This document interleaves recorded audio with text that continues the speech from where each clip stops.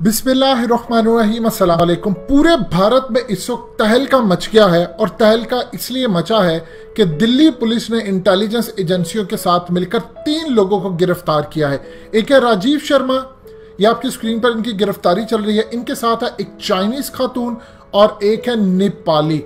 इनको गिरफ्तार किया और कहा है कि राजीव शर्मा जो कि एक जर्नलिस्ट हैं, ये चाइना के साथ काम कर रहे थे, उनकी इंटेलिजेंस एजेंसियों के साथ, और सारी सीक्रेट इंफॉर्मेशन जो थी उनकी फौज की, उनकी इंटेलिजेंस एजेंसियों की, वो फराम कर रहे थे।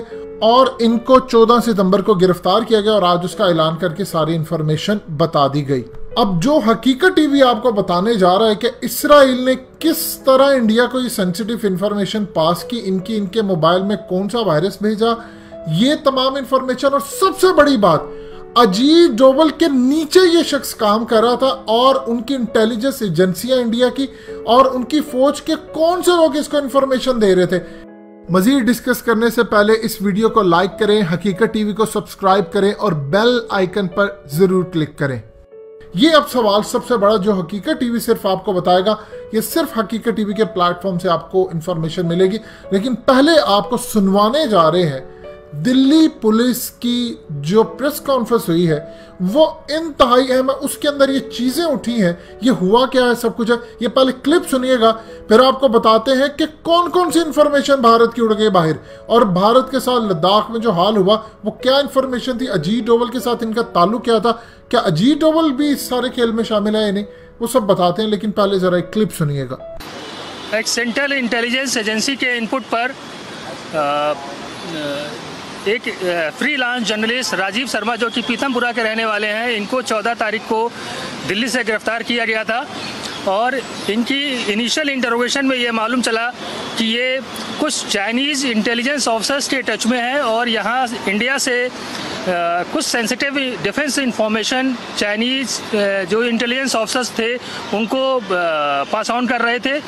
इनकी इंटरोगेशन के आधार पर ही आज सुबह एक चाइनीज़ नेशनल लेडी किंग सी, उसको गिरफ्तार किया गया और उसके एक एसोसिएट जो नेपाली सिटीजन्स हैं शेर सिंह और राज बोहरा, उनको गिरफ्तार किया गया है। इनकी सबकी जो इंटरोगेशन चल रही है उसका ब्रीफ इस प्रकार है कि राजीव शर्मा लगभग ये 40 साल से जर्नलिज्म कर रहे हैं और 2010 के बाद ये फ्रीलांस जर्नलिज्म का काम करने लगे।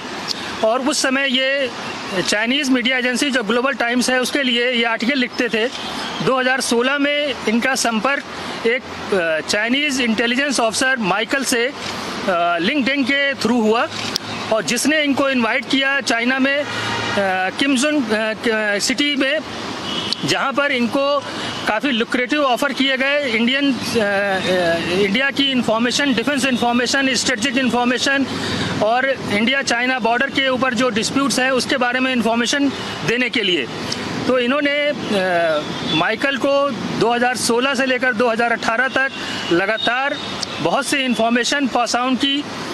2019 में इनका संपर्क एक दूसरे इंटेलिजेंस ऑफिसर जॉर्ज से हुआ। इस बीच इनकी जो लगातार जो मीटिंग हो रही थी वो बाहर अदर डिफरेंट कंट्रीज़ में, मालदीव में, लाओस में, थाईलैंड में, काठमांडू में इनकी अलग अलग मीटिंग्स हुई जहां पर इनको अलग अलग टास्किंग की गई। 2019 के बाद ये जॉर्ज के टच में रहे और जॉर्ज से लगातार यहाँ के इंफॉर्मेशन पास ऑन करते रहे। इंफॉर्मेशन जो हमारे इंडिया और चाइना बॉर्डर्स पर जो डिस्प्यूट्स हैं, जो प्रॉब्लम चल रही है, आर्मी के डिप्लॉयमेंट, आर्मी का प्रिक्योरमेंट और जो इंडिया चाइना रिलेशंस के ऊपर स्ट्रेटजी गवर्नमेंट की, इस तरह की इंफॉर्मेशंस ये लगातार पास करते रहे हैं। इस इंफॉर्मेशन को पास करने के लिए इनको काफ़ी ह्यूज अमाउंट थ्रू हवाला और एक डिफरेंट चैनल से इनको मिलता रहा है। इस जो इनकी इंटरोगेशन से मालूम चला कि इनके जो एसोसिएट जो अरेस्ट हुए आज सुबह, एक चाइनीज़ लेडी और एक नेपाली सिटीजन, इन्होंने एक यहाँ पर सेल कंपनी बना रखी है महिपालपुर में, MZ मॉल और MZ फार्मास्यूटिकल के नाम से, जिसमें यहाँ से इंडिया से दवाएं एक्सपोर्ट करते हैं चाइना को और उधर से उसके एवज में जो पैसे आते हैं वो यहाँ पर इस तरह के एजेंट्स को सप्लाई किए जाते हैं। इसी बेस पर आज ये चाइनीज़ नेशनल लेडी और नेपाली सिटीजन को अरेस्ट किया गया है। पिछले 1-1.25 साल के अंदर जो अभी तक का रिकॉर्ड चेक किया गया है, 40 से 45 लाख रुपए इनके पास आए हुए हैं थ्रू डिफरेंट चैनल्स।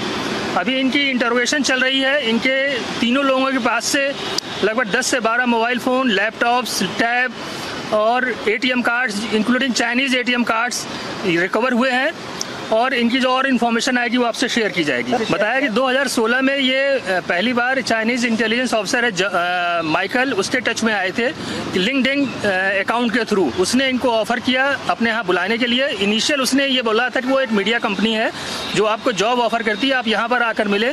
उस पूरी विजिट का जो पेमेंट था वो माइकल ने ही किया था। ये जब वहाँ पर गए तब इनको असली मुद्दा मालूम चला कि क्यों बुलाया गया है। तो ये जो अमाउंट था उस पर ये थोड़ा सा जो भी कहें इनको लालच आया होगा, ये एग्री हो गए कि यहाँ की जो इन्फॉर्मेशन है वो उनको दी जानी है।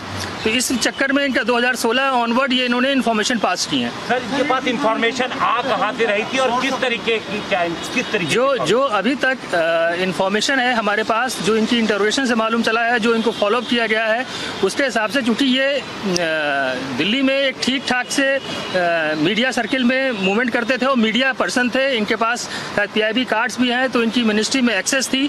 तो ये इनफॉर्मली तमाम लोगों से मिलते थे और उनसे जो इन्फॉर्मेशन कलेक्ट होती थी उसको ये पास ऑन करते थे। सर, जर्नलिस्ट को कोई कैसी इन्फॉर्मेशन देगा जो दूसरे देश के काम आए? ये अभी एक जो इनके पास से जो इन्फॉर्मेशन पास ऑन की है, इनके सारे सोशल मीडिया अकाउंट्स पर हैं, इनकी मेल्स पर हैं, वो एजेंसीज की मदद से डाउनलोड की जा रही हैं। उसके बाद मालूम चलेगा कि इन्होंने क्या क्या इन्फॉर्मेशन दी और किस तरह की इन्फॉर्मेशन दी है। कोई पीछे से मिला हुआ भी था क्या, कोई अधिकारी रहेंगे? ये अभी इन्वेस्टिगेशन का सब्जेक्ट है, इसके बारे में नहीं कहा जा सकता क्योंकि अभी इनके समय डायरेक्ट कोई कनेक्शन नहीं मिला है। आपने इनका क्लिप सुना, अब जरा समझिएगा। इनका ट्विटर अकाउंट था जो कि इस वक्त इन्होंने सस्पेंड करवा दिया है। ग्लोबल टाइम्स के अंदर भी ये आर्टिकल लिख रहे थे, जो चाइना का इस वक्त बहुत बड़ा लीडिंग अखबार है। लेकिन सबसे बड़ी इंफॉर्मेशन और अजीबोगरीब सूरत हाल जो ये नहीं बता रहे, जो हकीकत टीवी अब आपको बताने जा रहा है कि ऐसी कौन सी इंफॉर्मेशन थी इसके पास, कहां से है। ये एक जर्नलिस्ट था, जर्नलिस्ट के अंदर आप क्या कर सकते हैं, ज्यादा नैरेटिव बना सकते हैं, लेकिन इंफॉर्मेशन क्या। ये जनाब आर्टिकल लिख चुके हैं अजीत डोवल के ऊपर, हजारों इनकी इंटरेक्शन अजीत डोवल के साथ रह चुकी हैं और ये जाते रहे वहां पर इनकी इंटेलिजेंस एजेंसियां इंडिया की जो मोदी के खिलाफ है, जो इनके जर्नल मोदी के खिलाफ है, बिपिन रावत के खिलाफ है, वो इंफॉर्मेशन कैसे इनके थ्रू पास करवाते रहे, ये देखना अब इंडिया को है। असल सूरत हाल क्या हुई कि आज से सवा साल पहले इनके मोबाइल के अंदर पेगासस नामी एक वायरस आया, इसको स्पाईवेयर कहते हैं। अब उसके बाद इनकी इंफॉर्मेशन डाटा सारा इसराइल के पास, इसराइल ने इत्तला दी इंडिया की इंटेलिजेंस एजेंसियों, क्योंकि आपकी फौज के अंदर, आपकी इंटेलिजेंस एजेंसियों के अंदर ये इतना बड़ा जो ग्रुप है वो काम करता है इंडिया के खिलाफ, जो कि मोदी के खिलाफ है। दरअसल असल में जब से मोदी आया है उनकी फौज के अंदर डिवीजन है, उनकी इंटेलिजेंस एजेंसियों के अंदर डिवीजन है, वो मोदी से छुटकारा हासिल करना चाहते हैं। इस सूरत हाल के अंदर ये जितने सारा आपको देखिए, एक चीज समझिए आप, कितना बड़ा फेलियर हुआ एजेंसियों का ये मामला रहता है। इसराइल यहां पर बनाने जा रहा था लद्दाख के अंदर बेस। अब जब वो बेस मिलिट्री बेस बनाने जा रहा था, अमेरिका की भी आ रही थी, लेकिन यहां पर मुसाद भी फेल होगी, CIA भी फेल होगी, क्योंकि US इंटेलिजेंस एजेंसी ने एक रिपोर्ट किया कि पाकिस्तान की इंटेलिजेंस एजेंसियों ने ह्यूमन इंटेलिजेंस प्रोवाइड की चाइना को, उनके पास एक टेक्निकल इंटेलिजेंस थी, उसकी वजह से उन्होंने लद्दाख में पोजीशन देखी, इंडियन फौज की कहा हमारे एसेट जो कुछ भी था हमने इंफॉर्मेशन प्रोवाइड की, और उसके बाद आज लद्दाख इंडिया के हाथ से निकल रहा है। लेकिन सवाल सिर्फ इतना पैदा होता है कि राजीव शर्मा जो कि काम कर रहे थे जर्नलिस्ट के तौर के ऊपर, ये जनाब विवेकेंद्रा इंटरनेशनल फाउंडेशन जो कि national security adviser Ajit Doval के अंदर काम कर रही थी, यानी उनके अंडर काम कर रही थी, उनके मातहत काम कर रही थी, ये उनके साथ काम कर रहे थे। अब आप यहां से अंदाजा कर लीजिए कि या तो अजीत डोवल मिले हुए हैं, या अजीत डोवल के नीचे अमला मिला हुआ है, या इंफॉर्मेशन सारी ये खेल क्या है ये लोग नहीं ये बताएंगे।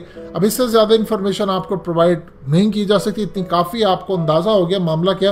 लेकिन एक चीज बता दें, इंडिया की फौज और इंडिया की जो इंटेलिजेंस एजेंसियां हैं वो मोदी से कतई खुश नहीं है, और मोदी के खुश ना होने की वजह से ये मामला सारा पेश आ रहा है। उनकी फौज के अंदर डिवीजन है, बगावत है, वो मोदी के खिलाफ काम कर रहे हैं, क्योंकि एक चीज ध्यान में रहे कि इतनी बड़ी इंटेलिजेंस फेलियर जो हुआ था। अब इंडिया की इंटेलिजेंस एजेंसी का एक बहुत बड़ी रिपोर्ट भी हालिया सामने है कि उन्होंने इंफॉर्मेशन प्रोवाइड कर दी थी, कुछ डाटा रोक लिया गया था।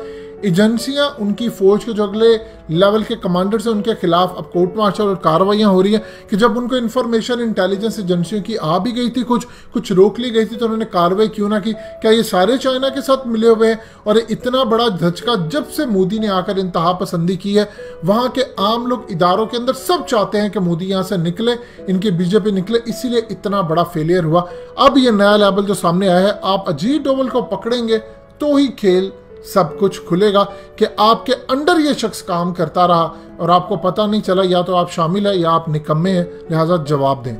दोस्तों, हकीकत टीवी को सब्सक्राइब करना मत भूलिए, वीडियो को लाइक करें, शेयर करें और कमेंट सेक्शन में अपनी राय का इजहार जरूर करें।